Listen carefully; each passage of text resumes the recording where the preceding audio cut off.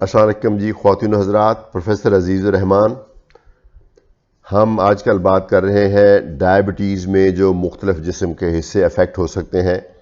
इसके ऊपर हमने एक वीडियो बनाई थी डायबिटीज़ और आँखें, एक बनाई थी डायबिटीज़ और आपके पाँव, और आज हम बात करने जा रहे हैं डायबिटीज़ और आपके गुर्दे।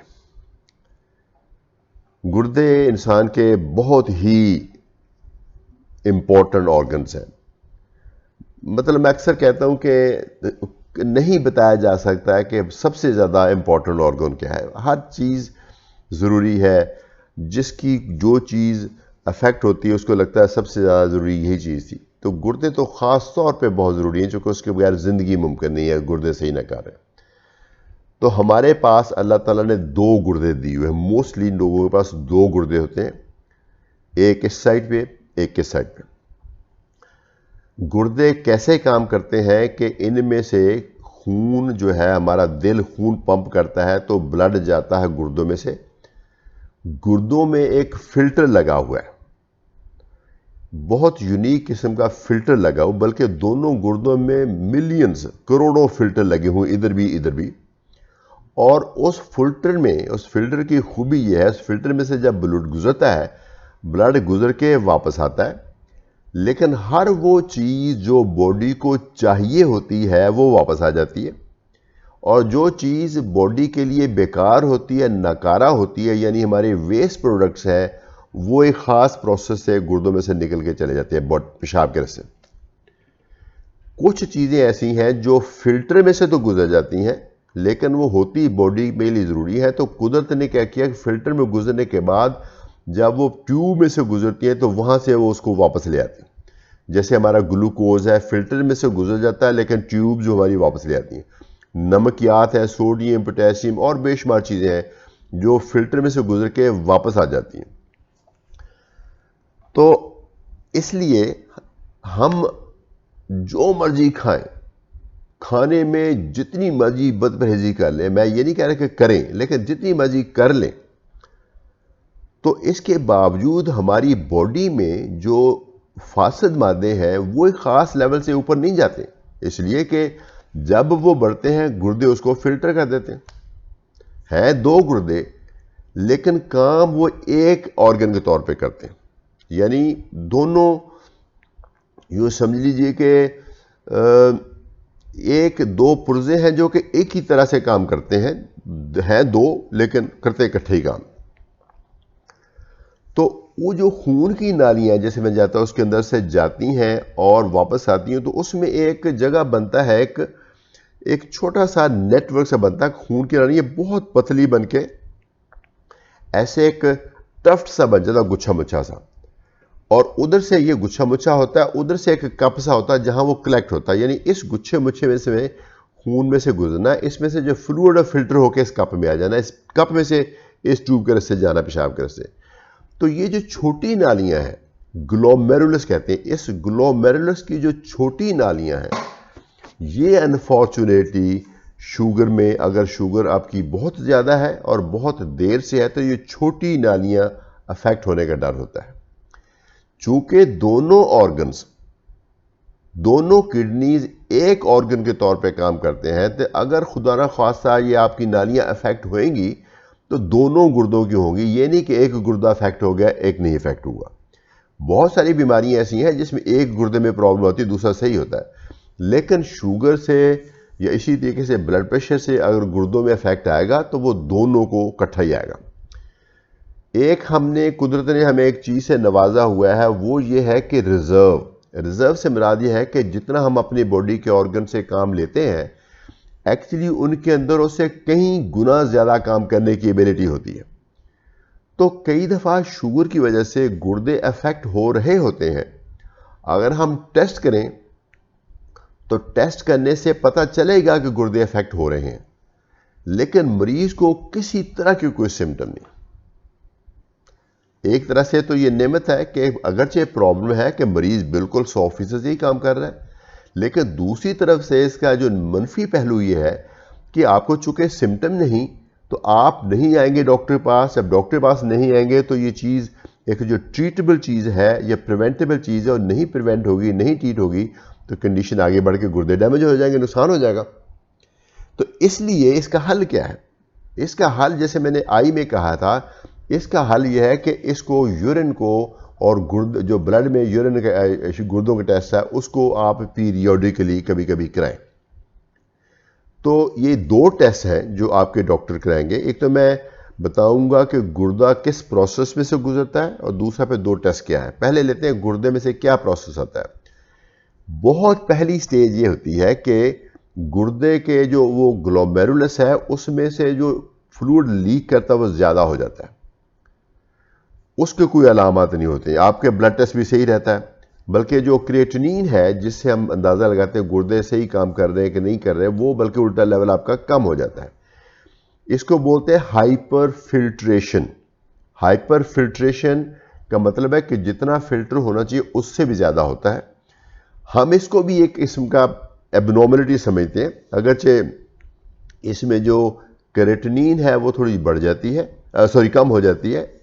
मरीज़ खुश होता था, मैं बल्कि कई दफ़ा मरीज़ को कहता हूँ उसको खुश करने के लिए कि ये तो गुर्दे आपके नॉर्मल से भी अच्छे हैं, तो क्योंकि क्रिएटिनिन का बढ़ जाना इंडिकेट करता है कि गुर्दे में खराबी है। आपके तो क्रिएटिनिन कम है तो इसका मतलब गुर्दे आपके बिल्कुल सही हैं या नॉर्मल से भी ज़्यादा अच्छे हैं, सिर्फ उनको एक एश्योरेंस देने के लिए। लेकिन जो उसके लिए रिक्वायर्ड स्टेप है वो मैं फिर उनको सजेस्ट करता हूँ। फिर आहिस्ता आहिस्ता क्या होता है कि आपका ना जो कैपिलरी की जो ग्लोमेरुलस है कैपिलरी, उसकी जो दीवार है वो थोड़ी सी मोटी होनी शुरू हो जाती है। वो देखने को मोटी हो जाती है लेकिन वो लीक उसमें बढ़ जाती है। होते होते फिर आपका जो मिकदार है फ्लूइड की गुर्दे में से फिल्टर होती वो कम होती जाती है और पेशाब में आपको प्रोटीन आनी शुरू हो जाती है। पहले होती जो प्रोटीन वो आम टेस्ट पे नहीं आती, उसके लिए एक स्पेशल टेस्ट है, उसको हम बोलते हैं माइक्रो एल्ब्यूमिन यूरिया। माइक्रो का मतलब होता है जैसे कोई चीज़ माइक्रोस्कोप से देखी जाए, ये जो चीज़ बहुत थोड़ी हो या जो चीज़ बहुत छोटी हो, माइक्रो। एल्ब्यूमिन वो प्रोटीन का नाम है जो यूरिन में जाती है। एल्ब्यूमिन यूरिया का मतलब है कि प्रोटीन का यूरिन में जाना है। एक नॉर्मल हेल्दी बंदा या वो डायबिटिक पेशेंट जिसको अभी गुर्दे में कोई मसला नहीं है, उसके पेशाब में एल्ब्यूमिन नहीं आनी चाहिए। तो अगर एल्ब्यूमिन आ गई है तो पहले वो माइक्रो एल्ब्यूमिन यूरिया के तौर पे आएगी, फिर वो आम यूरिन टेस्ट में भी आनी शुरू हो जाएगी। आम यूरिन जब टेस्ट करते हैं तो उसमें आपने देखा होगा 1+, 2+, 3+ या 4+। ये एक अंदाजे की बेस पे सबसे कम 1+, सबसे ज़्यादा 4+, इतनी ज़्यादा प्रोटीन ज़ाया हो रही है। तो जब प्रोटीन ज़ाया हो रही होती है पेशाब में, तो एक तो वो आपकी बॉडी का एक बहुत ही एसेंशियल न्यूट्रिएंट जो है कि प्रोटीन वो ज़ाया हो रही है एल्ब्यूमिन। दूसरा उसकी वजह से आपकी बॉडी में स्वेलिंग भी आ सकती है, फिर उसके प्रोटीन लूज होने की वजह से आपका वज़न भी कम हो सकता है, फिर उसका प्रोटीन का कम होना, ज़ाया होना आपके गुर्दों के फर्दर डैमेज होने की निशानी है। तो ये नहीं एक अच्छी चीज़ नहीं है। तो पीरियोडिकली पहले हम फर्स्ट टाइम जब मरीज को डायग्नोज करते हैं तो उसका यूरिन एल्ब्यूमिन कराएंगे। ख़ास तौर पे अगर यूरिन फॉर माइक्रो एल्ब्यूमिन करा लें तो और भी अच्छा है।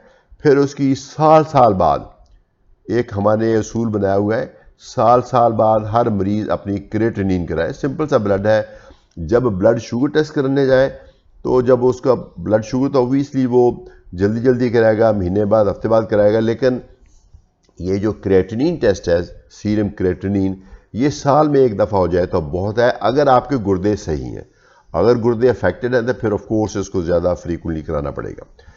तो ये अच्छा, एक और बहुत इंपॉर्टेंट कॉन्सेप्ट है। आप देखेंगे आजकल जब आप यूरिन टेस्ट कराने जाते, ब्लड टेस्ट कराते हो क्रिएटिनिन या किसी बड़ी लेबोरेटरी से कराते हो, तो आपने टेस्ट तो कराया था क्रिएटिनिन, लेकिन उसके नीचे लिखा होता है EGFR। तो आपने हालांकि ये टेस्ट नहीं कराया, EGFR आपने टेस्ट नहीं कराया, ना आपने इसकी पेमेंट की है, ना आपको जो रसीद मिली है उसके ऊपर इसका मेंशन है, बट रिपोर्ट में लिखा हुआ है EGFR। तो ये EGFR क्या मतलब होता है? ई लफ्ज़ है एस्टिमेटेड, GFR का मतलब है glomerular filtration rate. Glomerular filtration rate वो फ्लूइड है, उतना अमाउंट है जितनी पर मिनट आपके गुर्दों में से वो फ्लूइड जाता है। तो ये हमारे लिए ये इंपॉर्टेंट होता है क्रिएटिनिन की निस्बत। तो ई से मुराद वो आपकी क्रेटिनिन से और आपकी जेंडर मेल है फीमेल है और आपकी एज क्या है और आपकी वेट क्या है, उसके हिसाब से वो कंप्यूटर कैलकुलेट करता है। तो वो चीज़ भी आपके लिए इम्पॉर्टेंट है। अगर गुर्दे अफेक्ट हो रहे हो तो ख़तरा होता है कि क्रेटिनिन बढ़ती जाएगी और ईजीएफआर कम होता जाएगा। तो नॉर्मली ईजीएफआर एक हेल्दी बंदे में 100 या 120 होता है। जैसे जैसे एज बढ़ती है वो ईजीएफआर कम हो जाता है।